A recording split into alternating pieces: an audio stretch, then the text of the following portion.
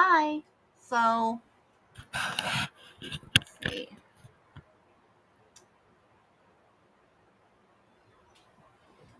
All right. So I'm Vanessa, and or online I go by Grace Angel, and because lately I've been meeting people who are like just starting to wake up, right? And they're going through like spiritual awakening process, and like part of this is like you'll hear people talk about where you're getting born again, or they'll talk people say like they feel a calling to go serve the Lord, and it's like, okay, but what does that look like to you? Is that just looking like you're going to church, or you're just reading a Bible, or what are you actually doing? Like, what are you doing? Like, what are you like? If you believe everything that you're being told, then you should be also putting that into practice so that you're not just a hearer of the word, but you're also a doer of the word, right? So like so then we want to like get in and start, So like part of this process of like going through spiritual awakenings is has to do with, you know, like we do our shadow work and we purge it and we connect with our original, or we connect with our true self, right? And so like when you're first connecting with your real true self, then um so there's a few things you can do. So one of the very first things that I would do, because like everybody will say like, when you're born and people give you horoscopes, but if you go to this um astro.cafeastrology.com/index, they'll ask you for some information, so you can go to this, click create a new chart. And I'm not going to go through the whole process, because not only would that reveal personal information that could be used like to clone my identity, but I've also already done it before. But so like I have one from this site, and it's really nice. There are a couple apps out there. Like there's recently an app that somebody told me to try that was called CoStar, like co-star, so CoStar. So and you can go through that, but basically, so like you're gonna put in this information. Okay, so now um so you have, all right, so like I'm just gonna kind of do a quick overview of my own. So like I have my birth chart, and I'm gonna quickly skip some of the more identifying information. But so like you're gonna have like a chart like this. So I know it just looks like a bunch of random like astrology, right? So like I'm a Virgo. I'm born on September 11th, and so here's my sun sign, right? But then my moon is in Sagittarius. Um, and this will have you. So like sometimes if you guys ever watch tarot, you'll hear readers say, you or this person might be the sign, and or it may be highly aspected in your chart. So like when you hear people say, oh, this might be highly aspected in your chart, this is your chart. So like you'll see like where you see the list of planets and the corresponding signs. So like some people will really only have a few signs, and then you get some of these in here. And then there's like a breakdown of how these signs, which houses that they're in. So like these houses that they're in affect things. All this like whether it's fixed or mutable matters, how much. And look at this, it has like the elemental breakdown. So like I have 4 fire, 1 earth, 3 air, and 2 water. So I actually have that's a pretty nice balance of most of it, you know? So that's showing like with so much fire and air, despite being an earth sign, like I have a pretty fiery personality, and there's a lot of like look at all that fire and air, dude. That's a lot. So, and also like if you look at this, you're gonna see that like my energies show up way more masculine than my feminine ones do. And this is I'm just pausing on this part because a lot of people don't understand that we have both feminine and male energies in all of us, you know? So your birth chart is going to allow you to look and see, okay, like how is my energy breaking down? So like if you're somebody, like if your energy is way more in a masculine or feminine, that's going to tell you like, so people who have more masculine energies are going to be doers. People are go-getters. They're going to get up and go do that thing. Whereas like people who are high in their feminine energy are like big receivers, you know. They're there to take and help build the nest, you know.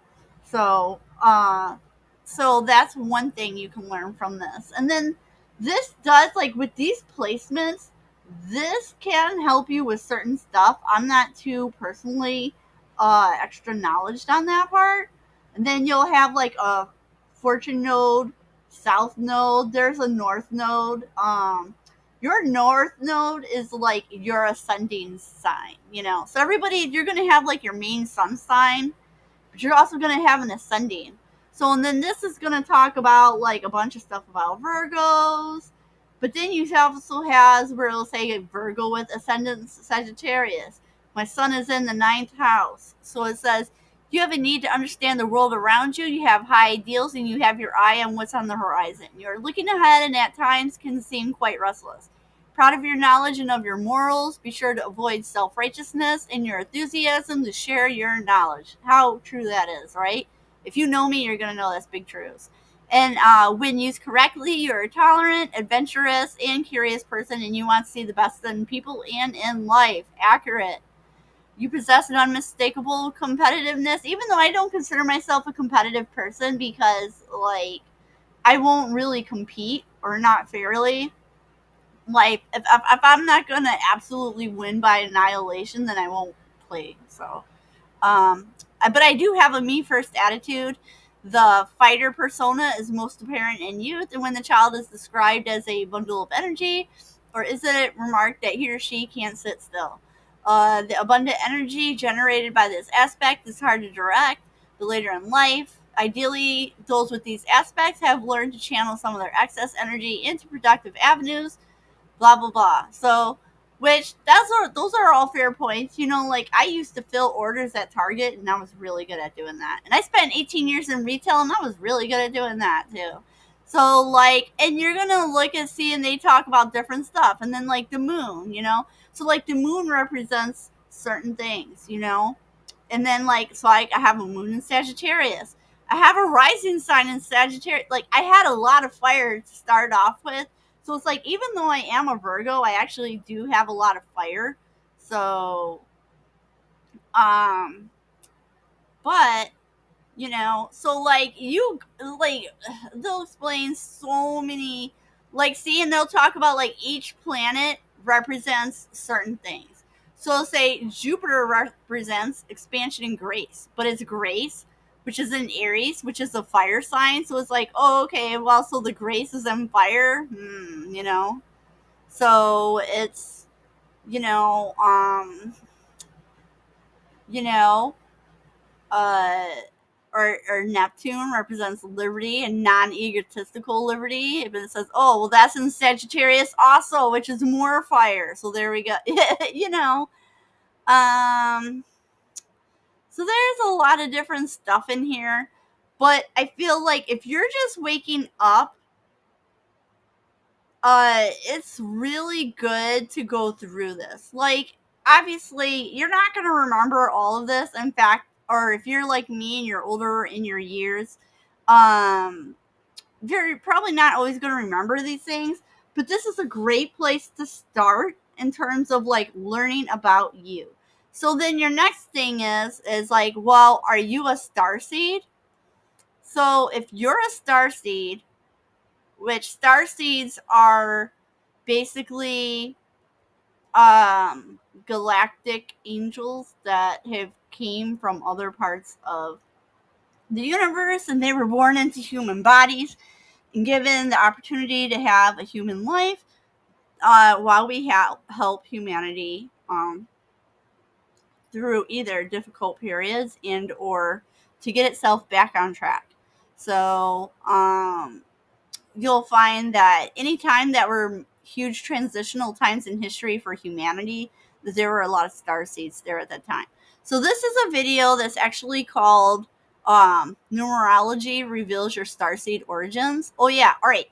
So here, I'm going to pull up something else. So something else you should get besides your birth chart is you need to get your life path number. So, or here, let's go back. We'll grab the calculator. Yeah, so your life path number, right? So this is nice and easy where you can just put it in here. So like mine, I would put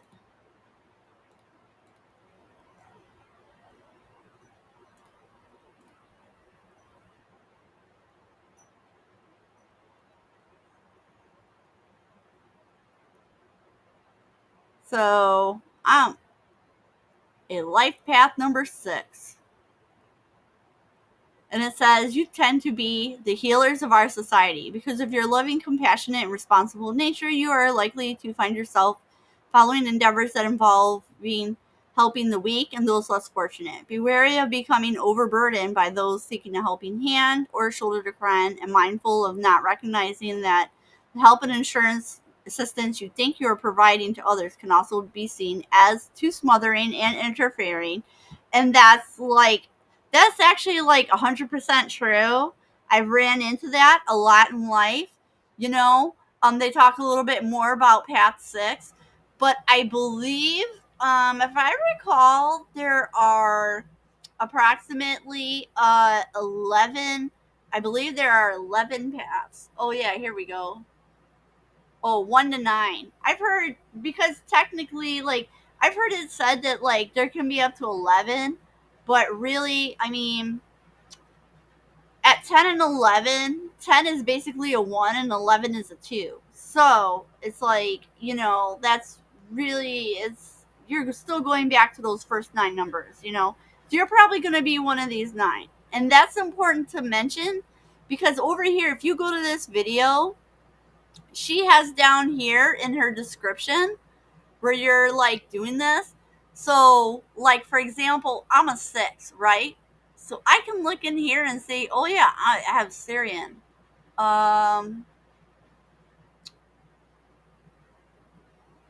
It's not showing on this one for the Lyrans, but I feel like I don't remember when I was doing like my soul path number, my soul number, and I feel like that one was a Lyran. But like life path wise, I'm a Syrian starseed. So, and very recently, I've started meeting other Syrian life seeds. Wow, star seeds as well. So, um, and I believe that we're going to do great things together. So, but very recently, I ran into somebody who I was talking to about some of this stuff in Final Fantasy, and we were talking about different things. And then I was like, "Oh yeah, well, you're going through your awakening." And so, did you get your life path number yet? And he was like, "What's that?" So we helped get his life path number, and then I was like, well, so we can figure out which starseed family you're from, and then you can just go do research on your own. So we found where he was from, and so now he's off learning about himself. So that's just my Google Drive. But if you go to this astro.cafeastrology.com/natal, um, they will give you a birth chart, and it's totally free. They're probably going to try to sell you some kind of extra services, but that's really just like up to you, and you don't have to sell those. Jeez, you don't have to buy those. Oh my goodness. So I just kind of wanted to make this video as like a crash course of like, wow, you're just waking up. What are some basic things you can do to be proactive and start learning about yourself? And so these are definitely some things that are going to get you started on that path. And there are a lot of great prophets and leaders and different people that are out here doing the work. So, and I'm going to make another video because I think it really needs to be talked about, doing the work, because In the spiritual communities, there have been quite a lot of attempts at destiny swaps or soul swapping between divine beings. And I feel like it's really important to speak on this, you know? And like, I was talking to somebody the other day, and he was telling me about how, like, how he's really been going through a tremendous amount of suffering lately. And here's the thing, like, anybody who is a light worker and is on their path right now, doing, like, out here doing the thing, we've all had to go through painful awakenings. That's like part of your process. Like, when you first wake up and you're going through like ego death and learning how to like die inwardly to your old self every day that you wake up, like, after a while it gets pretty easy, and it's like you don't even think about it anymore. But in the very beginning, when you're first starting off, um when you have to go through ego death and do your shadow work, you have to face those things in you. And so it no, and I'm not going to say that it's not easy, or I'm not going to, sorry, I'm like not explaining it right. I'm not going to tell you that it's easy, because it's not easy. um, and for a lot of us, we've been severely traumatized by the things that we've had to go through during our awakening process. A lot of people who they wake up during their dark night of the soul, and a dark night of the soul can be anywhere from like days, weeks, months, and for some people, years. I went through like a full 10-year cycle of a dark night of the soul. So it's like you can be in it for a very long time. And I can promise you that who you were before you started is not going to be the person you are when you get to the very end. So it's like, um, and when I meet people who are getting started, they just feel like overwhelmed because it feels like so much. And I just want to tell you to like hang in there. Just hang in there. Like, I know that sounds easier said than done at this point, you know? Um for those of us who've reached the other side of that experience, it's so much easier to say that, but don't give up. Don't give up. Don't be overwhelmed, because it's not easy. And hold yeah, so like, uh don't give up. That's just what all I'm saying is, just don't give up. Just hang in there. Sometimes at a point it's gonna be a lot of surviving at some points. And there are a lot of people who don't make it through and end up unaliving themselves before they've finished. And that's really tragic, because it's not easy, but if you stick to it and are honest with yourself and do the work, eventually it will get easier. It'll improve. Things will get you. It's just the more you do it, because just because we go through one awakening or one dark night of the soul, sometimes when you start getting into like the fifth dimension and up, and you start accelerating through some of these other parts of your journey, it's going to get a lot easier, because you do keep going through some of them. But the more you go through them, you kind of just like get the hang of it. Or you kind of like, when you get that certain feeling, you're like, oh, okay, well, we're doing this again. So then you're like, okay, well, I must have either missed something the first time, or now I'm being tested to see like if I really learned my lesson or not. And so and this is made for those who are brand new on their journey. you know this is just a real quick crash course of like, so you're waking up now, so these are some tools to get you going, get you studying. Go find out about yourself. Do the reading.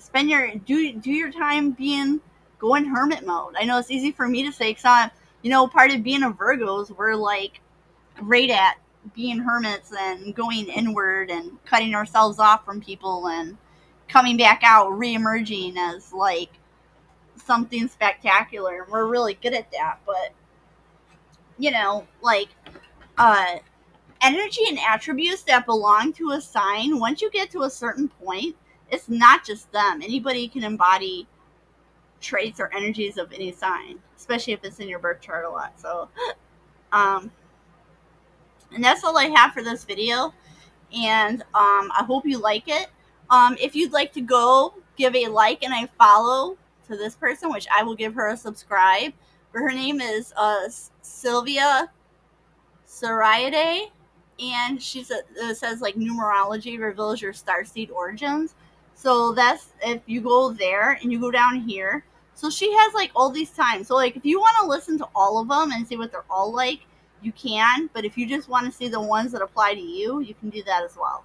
So you will also see how like certain numbers like the 2, 3, um 2, 3, and 7 seem to be in multiple groups. So like over time, like some of these angel groups have kind of like mixed and mingled a lot, so you may be part of 2 or 3 of them, and that's okay. That's you know you know it is what it is. So you know what, sometimes it's better. I feel like it's a lot, you're not going to serve yourself by being overly concerned with like details that are like not important for you. So oh yeah, and you see like this life path compatibility, you can do those things if you want to, and that basically just says, oh well, if you're not a twin flame and or you're not with somebody and you'd like to find your soulmate and somebody, and so you want to find somebody most compatible with you, like you can do that, but you really don't need to. You don't need to do that. So um because at the end of the day, like if you're just now going through your wake up, then you have to get to know yourself.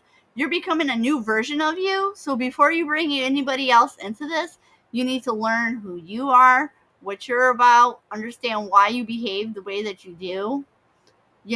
So I mean, they may still not understand it in the end, but hopefully. So and that's it. And thank you for watching if you watched all this.